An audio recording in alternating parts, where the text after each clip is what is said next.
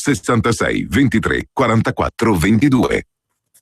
Bene, eccoci di nuovo in diretta. Per chi si fosse messo all'ascolto in questo momento, sono Renata Galanti e questo spazio tratta di vari argomenti che sono importanti per la nostra alimentazione e la nostra salute. Come vi avevo annunciato, abbiamo in linea il dottor Matteo Ghini, responsabile marketing Lloyds Farmacia, Admenta Italiana, Gruppo Celesio.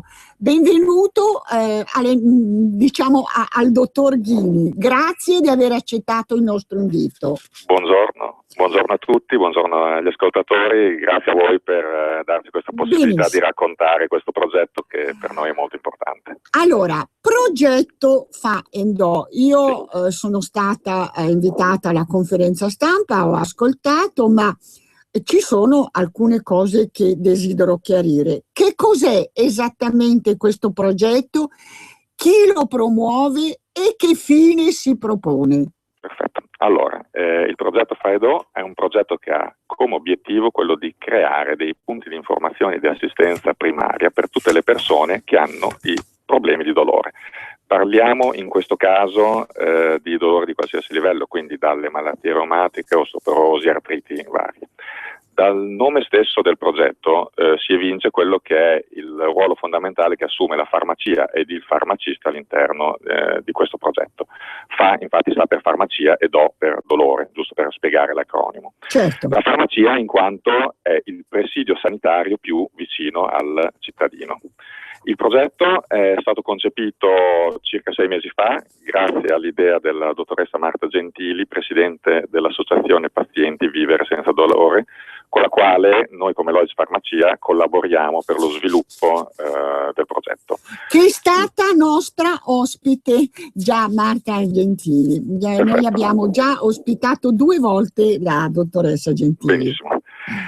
Noi come Lloyds Farmacia abbiamo scelto di sviluppare questo progetto in quanto da circa un anno comunque abbiamo lanciato un nuovo modello di farmacia dei servizi, che è un termine del quale in questo momento si usa e si abusa molte volte. Quindi una farmacia dei servizi con l'obiettivo di mettere al centro il cliente, prenderci cura della sua salute e del suo benessere in un modo nuovo, molto più interattivo. All'interno delle farmacie, per concludere il discorso su quello che noi facciamo in farmacia, abbiamo sviluppato delle aree tematiche, tra cui appunto una è quell'area del dolore nel quale il paziente tramite il consulto del farmacista può ottenere tutte le informazioni necessarie a supporto delle terapie che vengono prescritte dal medico di base o medico di medicina generale. L'importanza di questo progetto, anzi l'unicità di questo progetto, è il fatto che tutti gli attori del mondo della salute sono coinvolti nell'interesse dei pazienti.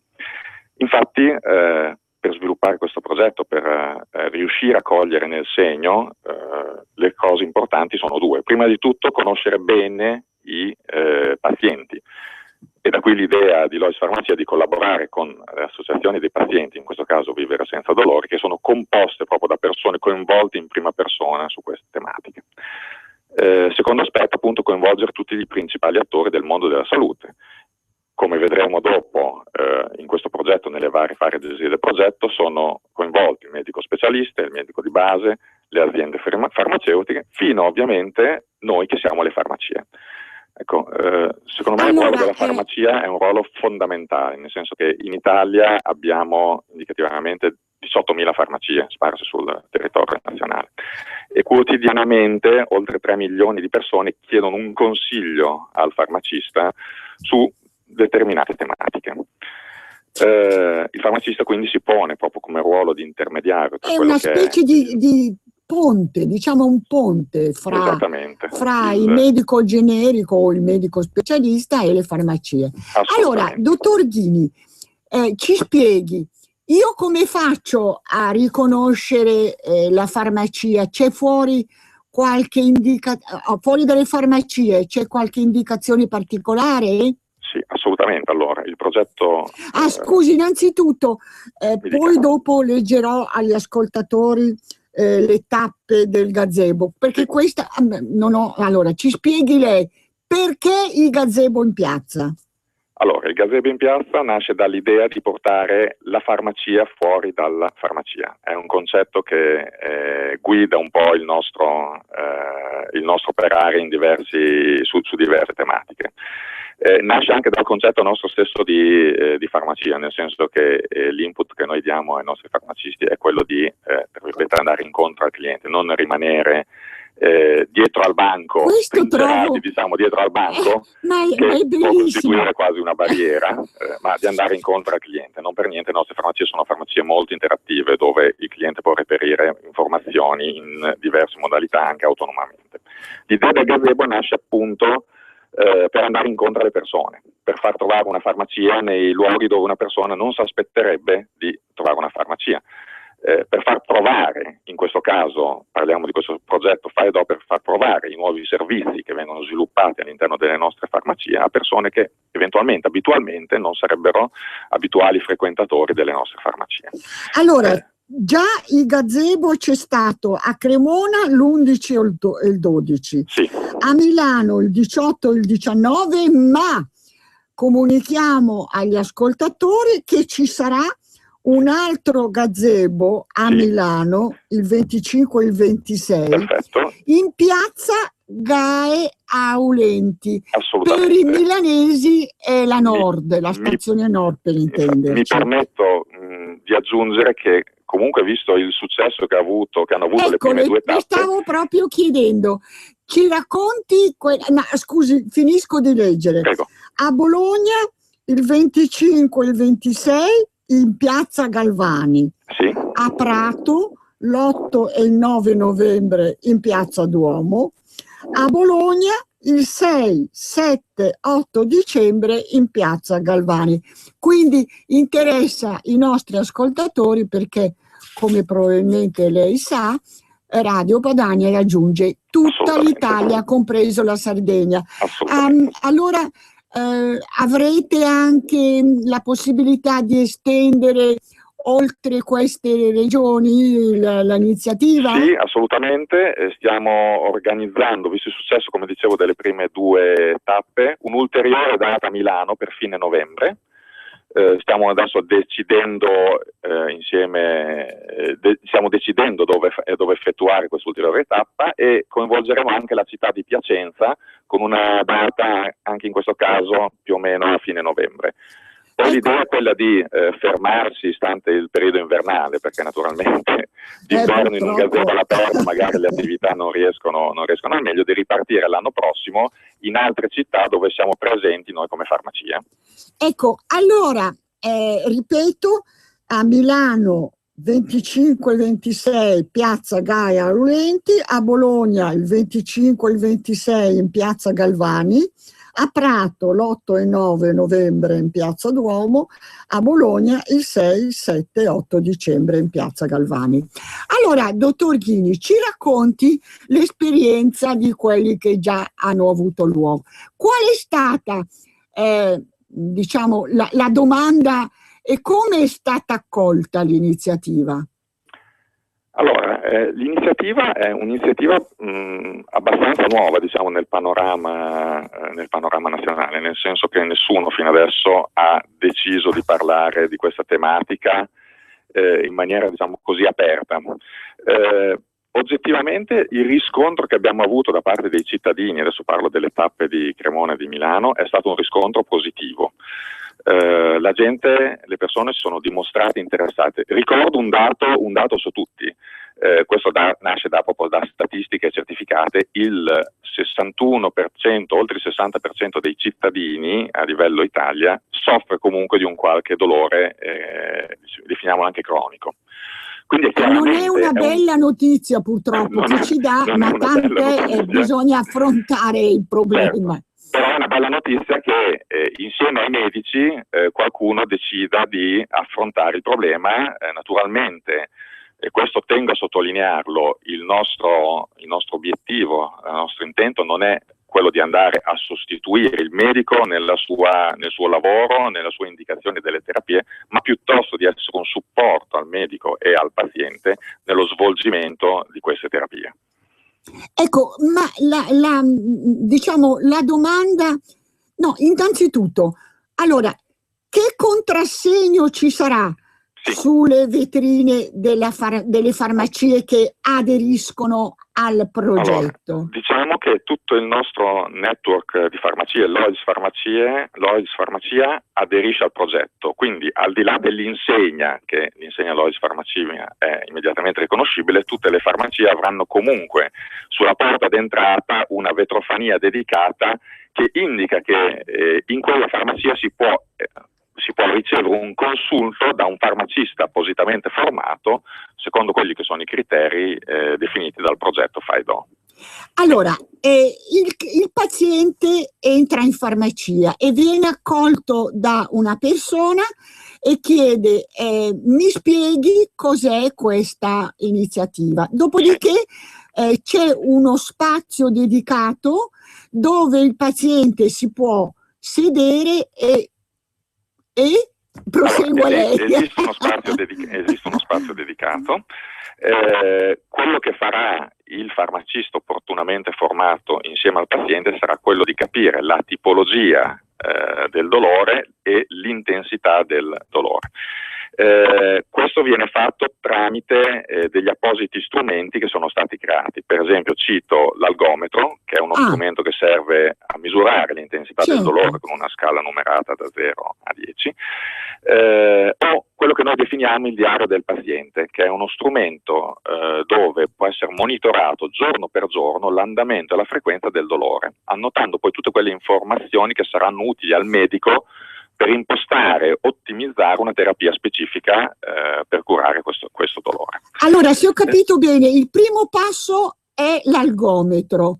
Algo, come saprete, algo vuol dire dolore e metro la misurazione. Algometro. Allora, l'algometro segnala cioè l'intensità del dolore. E voi avete la possibilità di determinare da 0 a 10? Sì. Ecco, una scala numerata da 0 a 10. Da 0 a 10. Dopodiché entra in azione il secondo soggetto, cioè ci sarà una signorina, ci sarà un medico. Ci sarà prima di tutto un farmacista. Ecco. Assolutamente. Poi l'idea che naturalmente è quella nel corso del tempo. Mi sente? Pronto? Sì? Pronto? Mi sente? Sì, noi la sentiamo benissimo. Perfetto. Scusi, non riuscivo a capire. Dicevo, ci sarà prima di tutto un farmacista, poi naturalmente l'idea da novembre, la fase del progetto, prevede di organizzare incontri in farmacia con degli specialisti su questa tematica. Quindi l'obiettivo che si vuole raggiungere, con quelli che sono definiti gli algologi, quindi gli esperti del dolore. L'obiettivo che si vuole raggiungere appunto è quello di far conoscere ai cittadini cos'è la terapia del dolore, a chi è rivolta, dove sono i centri specialistici, a chi ci si deve rivolgere in caso di dolore cronico e quali sono gli strumenti, come dicevo prima, per misurare il dolore, sia per quanto riguarda gli adulti che per quanto riguarda l'età pediatrica, perché ricordiamoci che il dolore è un qualcosa, la memoria del dolore è già insita nel feto stesso, quindi già il feto ha memoria del dolore, quindi è purtroppo è una patologia che ci accompagna per tutta la vita. Attraversa tutta la vita dell'individuo. Ma avete anche specialisti sul dolore cronico? Perché purtroppo molto spesso noi riceviamo, quando abbiamo avuto ospite la signora Gentili, abbiamo ricevuto telefonate di chi diciamo con angoscia ci raccontava la propria giornata, cioè chi ha questo compagno di vita non piacevole va aiutato assolutamente in tutte le maniere. Questa iniziativa mi sembra, fra le tante iniziative sicuramente lodevole. Allora dicevo, presso il gazebo che avete istituito, la domanda più che vi era rivolta, qual era? Allora, sicuramente la prima domanda che viene fatta dal cittadino è quella di provare a capire di che cosa si tratta, perché incontrare una farmacista, una persona che parla di dolore non è comunque una cosa abituale. Sì. La cosa secondo me interessante è la seconda considerazione che fa la persona, che dice: ah, è vero, ho capito di che cosa state parlando, effettivamente anch'io soffro di questa determinata patologia. Quindi diciamo la domanda sarà stata successiva: dove posso trovare un centro che possa rispondermi, perché purtroppo non sempre il medico generico è in grado di aiutare, occorre... Allora, ripeto, come dicevo prima, naturalmente esistono centri specializzati, poi il nostro ruolo vuole essere quello di essere supporto al medico, ma il medico rimane il primo punto di approccio per questa tipologia di patologia. Lo stesso medico poi può dare anche indicazioni su centri specializzati, tutto quello che ne consegue. Benissimo. Allora, d'ora in avanti voi guardate le farmacie che espongono, cos'è una decalcomania? Sì, una vetrofania, tecnicamente la chiamiamo così, quindi diciamo un adesivo ben visibile sulla porta d'entrata della farmacia. E cosa c'è scritto?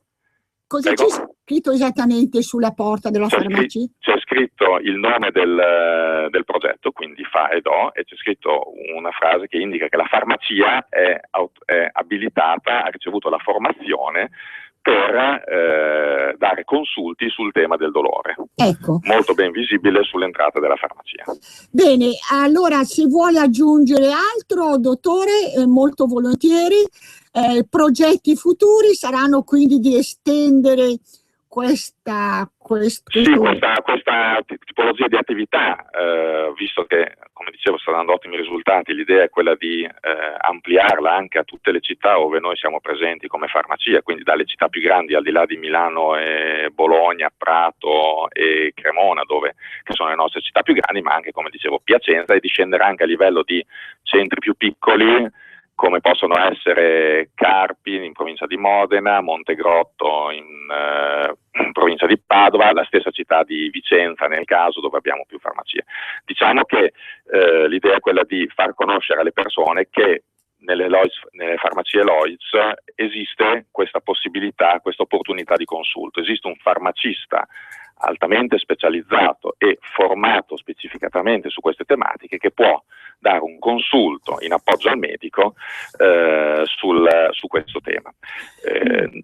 Per concludere vi volevo dire che naturalmente nelle varie fasi del progetto, che sono 4 fasi indicativamente, che nascono da quella che è la prima fase di formazione al farmacista e proseguono con le fasi del gazebo, quindi di presentazione al pubblico. La terza fase, che è molto importante, ha proprio come obiettivo quello di creare un anello di congiunzione tra farmacista e medico di base, che insieme possono dare una migliore assistenza ai pazienti su questo tema. Infatti i nostri farmacisti andranno dai medici di base delle loro zone, delle farmacie, per coinvolgerli, presentargli il progetto e condividere con loro gli strumenti per la gestione del paziente, quelli che dicevo prima, il diario del paziente, l'algometro, e un nuovo servizio che lanceremo insieme a questo progetto, che si chiama Farmavviso. Se mi permette, dico solo una parola su questo servizio. Si tratta di un servizio automatico di chiamata telefonica che avviserà il paziente in merito al momento in cui deve prendere una medicina, quindi l'orario definito dal medico nella prescrizione per prendere una medicina. Cioè una specie di block notice, quello che era una volta il block notice.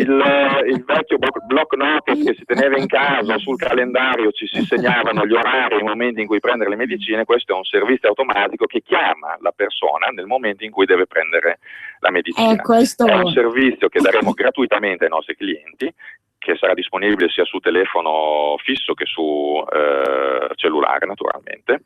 Basterà semplicemente dare il proprio numero telefonico e indicare gli orari in cui essere avvisati nel momento in cui si è in farmacia per il consulto che viene fatto.